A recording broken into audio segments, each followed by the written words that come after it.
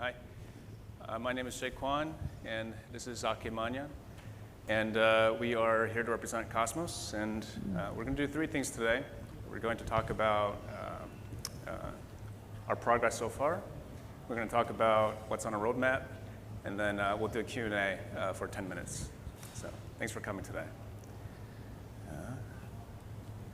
Okay, so first I want to talk a bit about what we're trying to do, what Cosmos is about. Cosmos is about creating an interoperable system, so making blockchains interoperate, specifically by creating this thing called the Cosmos Hub, which launched in April, and allowing blockchains to communicate to each other securely in ways that haven't really been done before. So by having blockchains communicate, you can two-way peg tokens. So you can transfer tokens from one blockchain to another. And this is the basis for solving the scalability problem and allowing tokens to be used across many blockchains. Right? And this is the solution that we need in order to bring cryptocurrencies and blockchains to the mainstream and really let it scale. Right? So what we've done, we started with Tendermint. Tendermint is a BFT consensus engine. It's open source. It's on GitHub. Many projects are using it. And then we created the Cosmos Sdk. The Cosmos Sdk is a Golang framework that allows you to create your own blockchain application written in Go. And it imports Tendermint, and so you can create a proof-of-stake blockchain very easily. The Cosmos Hub itself is built on the SDK, and we launched. But there are many other projects that are building on the SDK and have already launched or launching soon. So Binance, the Binance DEX is based off of the Cosmos SDK. Hasn't launched yet, but it will. Loom, their plasma chain is going to integrate with the Cosmos Hub. Let me tell you about Terra. They haven't launched yet, but they have 40 million users that will be using their platform for e-commerce. Using the Cosmos SDK. So Terra will be providing a stablecoin system that uses real e-commerce activity to help stabilize the token.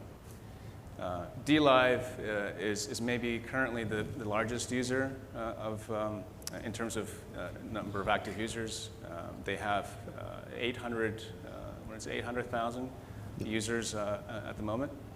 And it's a distributed YouTube system, so check them out. IrisNet, which also launched, you can think of it as a regional Cosmos hub based in China, but they're also developing a microservices directory.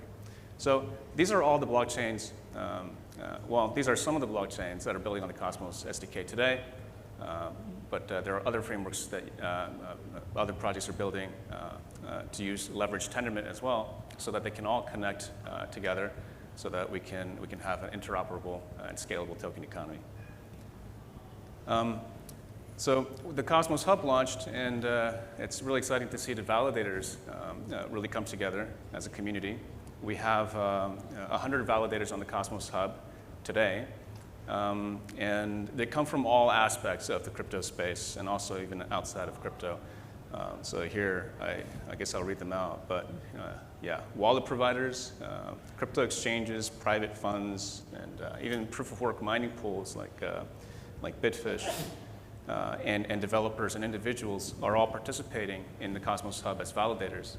So this is going to grow into an ecosystem, kind of like how the proof-of-work mining community developed over time.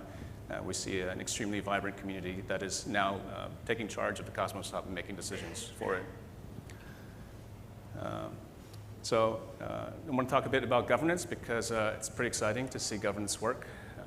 So we've had so far 7 proposals, a few have passed, and I want to talk about number 7. So on the Cosmos Hub, if you are a validator or if you were a delegator, so you don't have to be a validator in order to participate. You can vote on a proposal, and once it passes, then it's considered to be accepted. And number 7 is about funding using the community pool, which is a small reserve pool of funds where 2% of the block rewards and transaction fees are going into this community pool. And Proposal 7 is proposing that we implement a method to pay out to any address from that pool. So and pretty soon, after 7 is passed, I imagine we'll see some proposals for, specific proposals for actually using those funds in particular ways. So that's pretty exciting. Yeah, I mean, the whole thing launched distributed. So when it launched, it was a distributed launch with, 67 validators.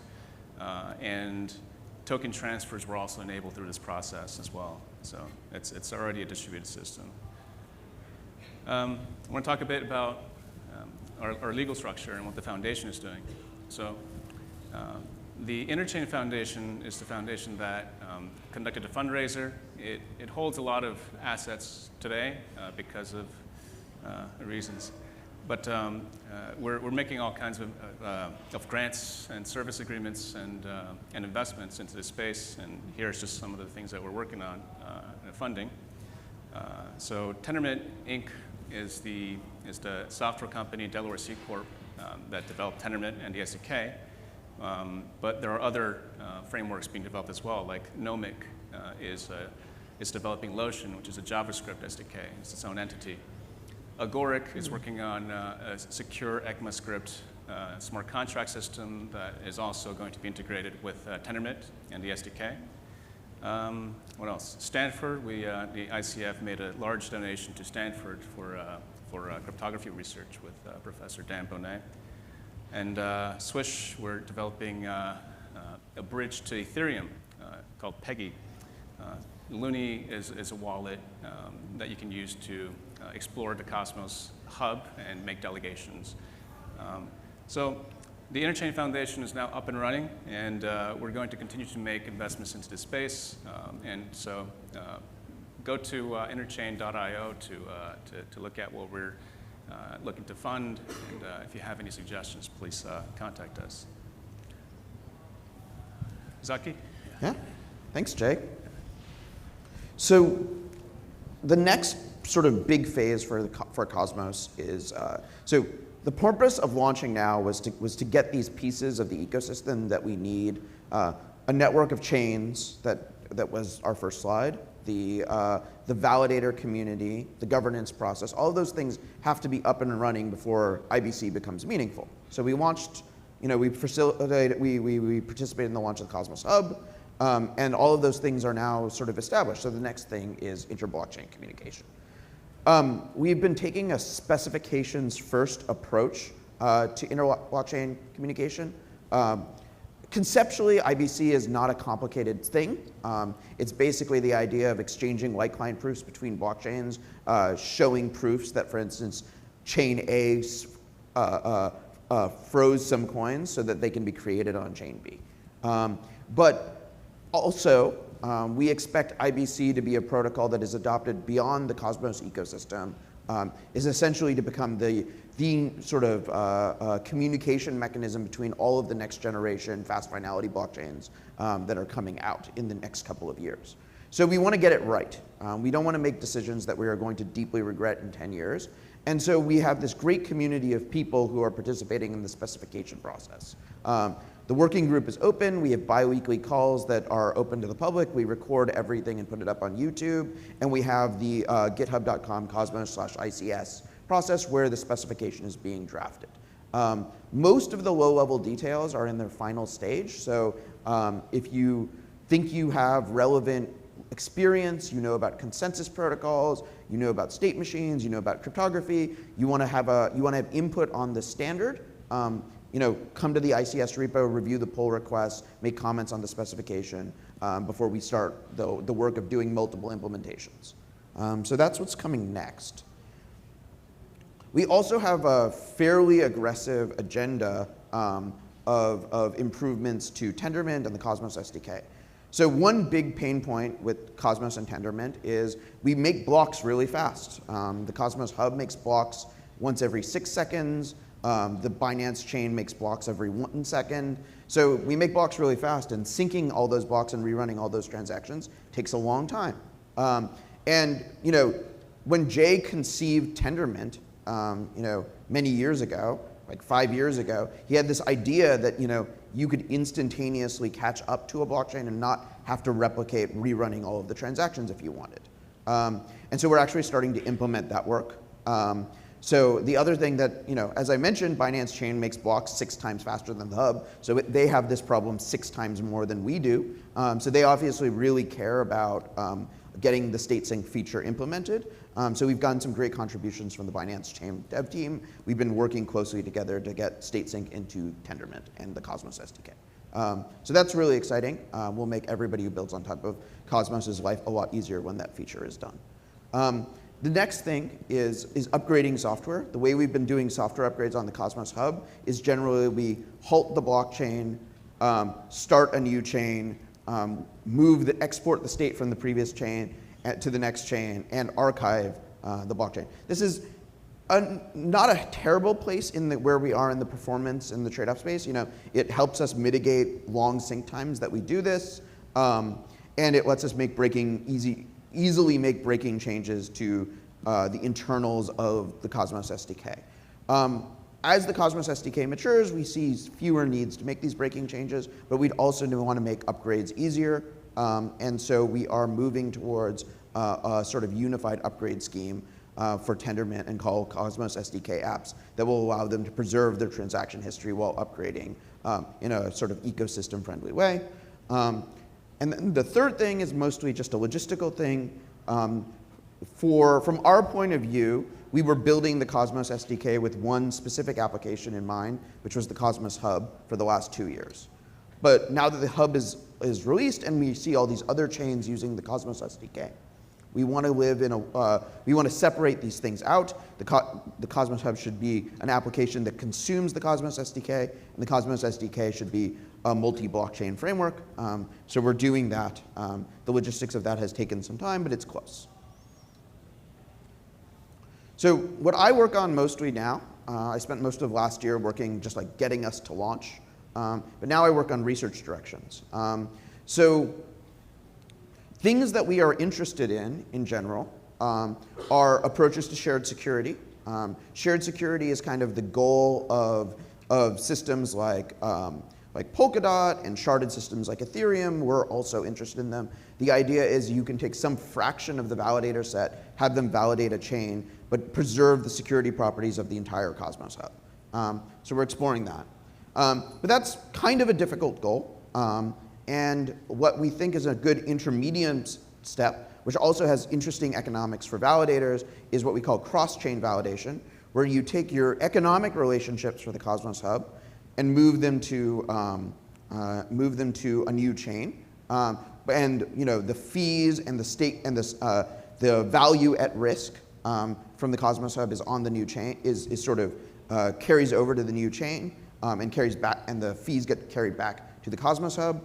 But you're not necessarily assuming that you have the same security as the Cosmos Hub. And then the third thing that is sort of an interesting area of research is what can we do to increase validator sets? There have long been debates about whether or not the quorum size of validators for BFT systems is too small. We mostly think that this is an irrelevant question right now. That basically there are maybe 50 or 60 credible validator operators in the world, and there are 100 spots on the Cosmos chain. But as people start to experiment with this business model, you're seeing staking as a service businesses crop up everywhere. This will change. We can, without making any significant technological changes, probably increase the validator set a little bit, but we are also exploring what we can do in terms of consensus protocol research to go for even larger validator sets. So that is the next couple of years of Cosmos, and or like months, I guess, of Cosmos, and we can talk about, we can answer questions from the audience about anything related to Cosmos. Yeah. All right, awesome. Any questions out there? I'll bring the mic. Great.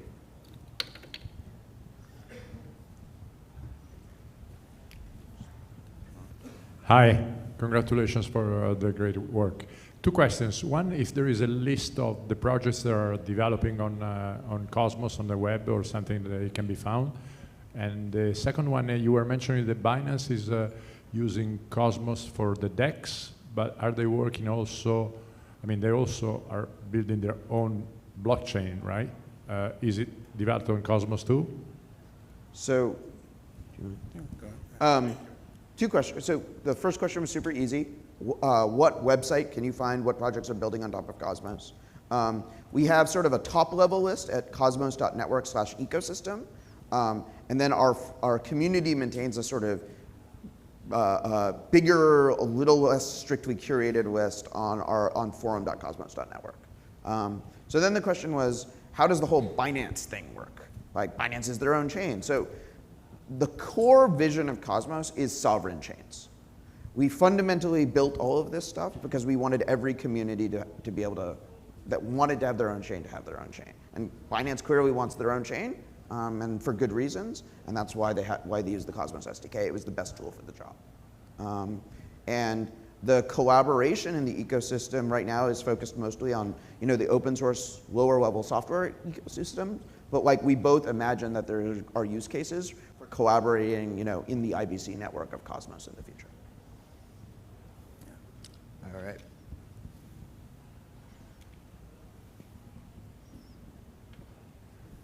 Hi, I'm curious what the status is on your plans for Ethermint. Yeah.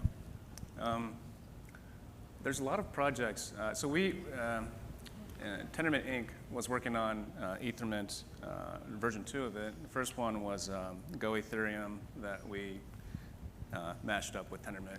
The second version is the version that's on GitHub today. We defocused from developing that because we're focused on everything else at the moment, namely IBC and the SDK and Tendermint. But there's also many other projects that are working on very similar systems. So can you help list some? Yeah. So there's a lightstreams.network. So let's understand what so there was originally a Go Ethereum running on Tendermint vision thing that we called Ethermint. That was Ethermint 1.0. We decided to defocus on that because we want to focus on things that integrate into this whole application framework that we've built. The Cosmos SDK, which we've seen from our users, really provides a great developer experience, and we want to make that anything we do that's EVM integrated into the whole. A number of projects like CyberMiles and Lightstreams Networks are maintaining forks of our old Ethermint software that continue to exist and that they've stayed current with. And both of those code bases are open source on GitHub. There's also, way back, a company called Monax built an EVM on top of Tendermint that is now the Hyperledger Burrow project, and that is also still alive. So all of those things exist.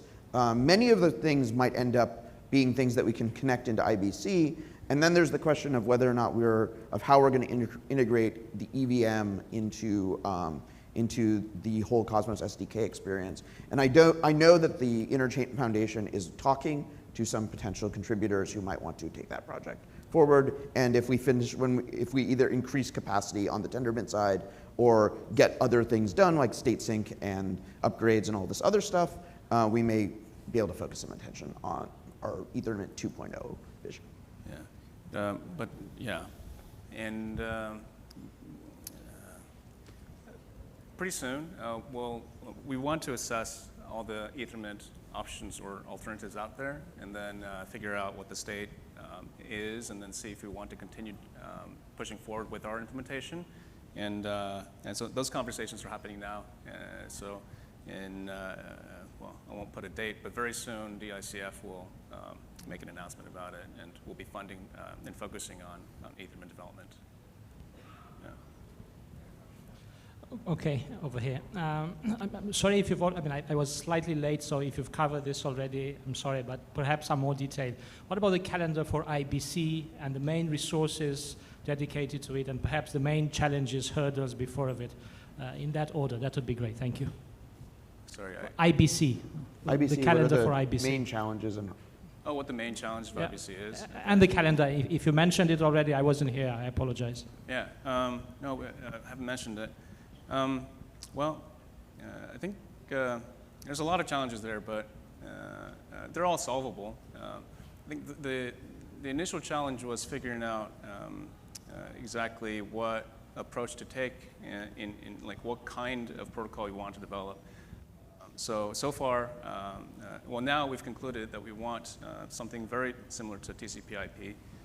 So connections will be established between blockchains through interactive protocol.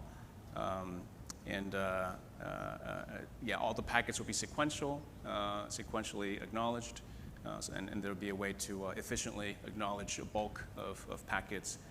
So all of that has been decided, and now it's a matter of making sure that the protocol that we develop is sufficiently future-proof so that things can be, it's extensible. So being able to, for example, replace Tendermint with another kind of BFT consensus algorithm or other cryptography is something that we're taking into account. And now it's going to be about actually implementing it and making the user experience for the developers good. So we're at that stage where we're finalizing the spec and actually making the code available.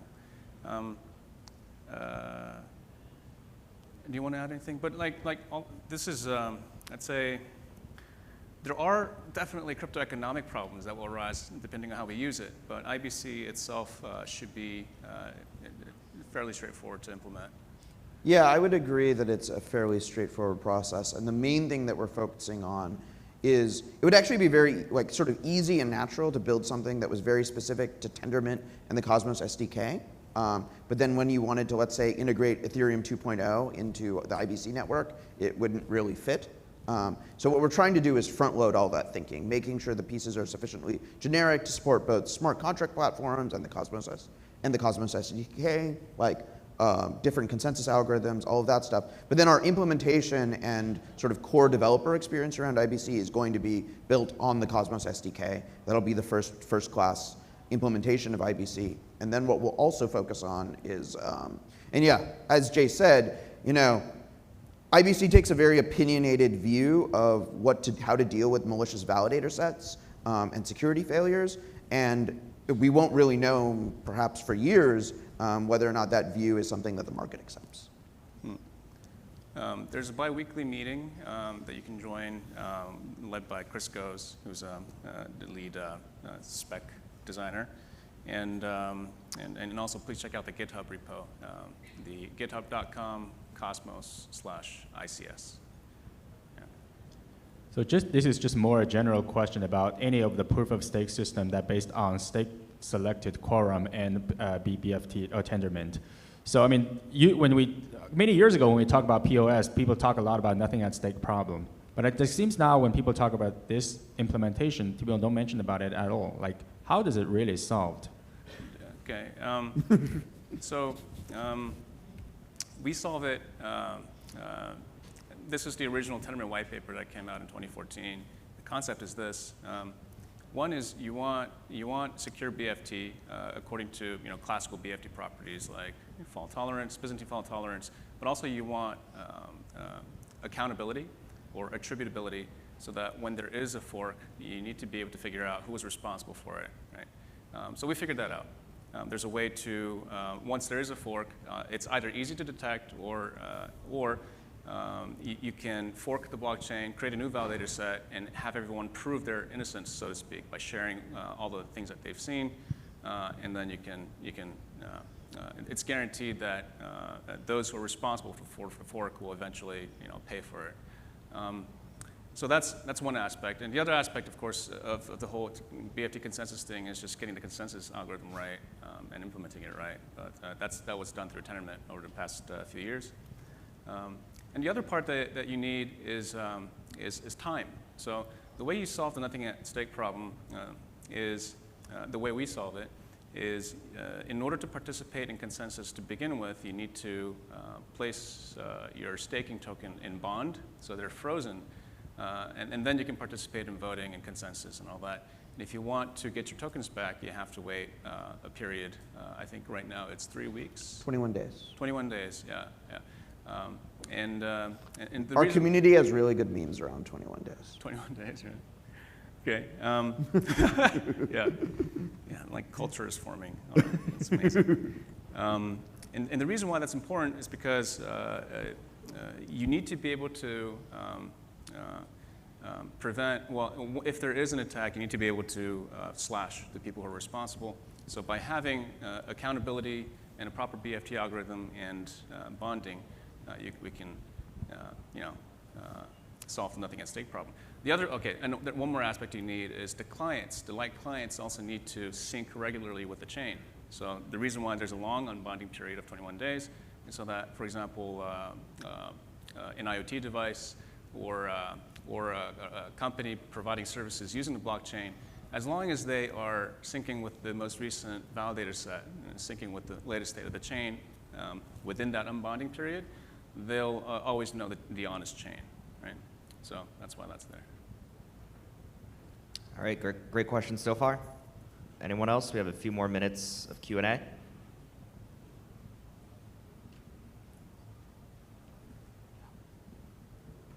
Hi, maybe a higher level question about IBC. Since there are other projects like over the years trying to deal with inter-blockchain communication, is there any cooperation at all in terms of coming up with what the protocol for IBC is, or is it more competitive at this point in terms of what the final solutions will be, or if they could all agree on one? We've looked at what other projects are doing. It is a very collaborative sort of process. We have a number of other projects that are on the calls. Independent people are building on top of Tendermint, people are not using Tendermint. We've been socializing IBC with the broader BFT community for quite some time. Yeah, we get a lot of outside cooperation. The best people who've been helping and like people we feel most privileged to have involved are the Agoric people, because their work in the 90s was what inspired IBC. Most of the other projects that I've looked at have been building like basically cross-chain oracles of one kind or another. Like, here's this oracle, it tells you what happened on this chain, and then it relays it to that chain. We are interested in building something very different from that with IBC, with this sort of very general framework by which any sort of 2.0 BFT chain can interact with each other. Most of the other people who are building these kinds of chains, their vision of multi-chain is like sharded security combined with shared security between all the chains that can communicate with each other. So we are operating in a very unique place. Yeah, I mean, that's why we've ended up in this leadership position. All right, I think we actually have time for one more question. If anyone wants to fit one in. One quick one. In the back. No. Sorry, he raised his hand. The timer's a little fast, so don't worry.